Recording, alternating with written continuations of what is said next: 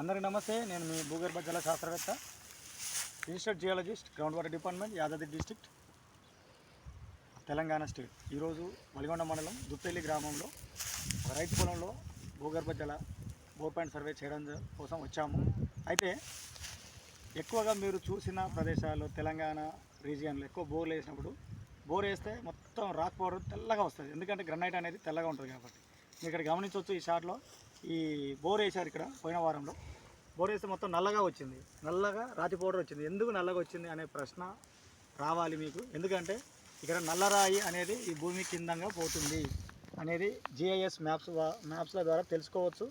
అయితే ఇది 150 ఫీట్ల వరకు బోర్ వేశారంట. నల్లరాయి అనేది నీటి నిల్వల్ని కలిగి ఉండదు, అందులో పొరాసిటీ ఉండదు, పర్మిబిలిటీ ఉండదు. ఎందుకంటే దాంట్లో ఎలాంటి జాయింట్స్ ఫ్రాక్చర్స్ అనేది ఉండవు కాబట్టి నీటి నిల్వల్ని తీసుకునే గుణం కలిగి ఉండదు.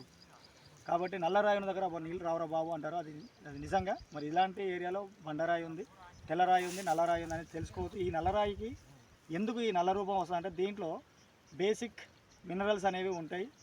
అందువల్ల దాన్ని డైక్ అంటాం. డైక్ అంటే డోలరైట్ అంటాం, నల్లరాయి, బ్లాక్ గ్రానైట్ అంటాం. దీంట్లో కాల్షియం మెటీరియల్ అనేది ఎక్కువ ఉంటుంది, కాల్షియం, మెగ్నీషియం. అందువల్ల దీనికి బ్లాక్ కలర్ వస్తుంది. ఎక్కువగా 50% కంటే ఎక్కువగా మినరల్ ఉన్నది దీంట్లో ఆగైట్ అని అంటారు. అది పైరాక్సిన్ గ్రూప్ సంబంధించిన మినరల్. అది ఎక్కువగా ఉంటే నీళ్ళు అనేవి అంతగా రావు. కాబట్టి ఇక్కడ బోర్ అనేది ఫెయిల్ అయింది.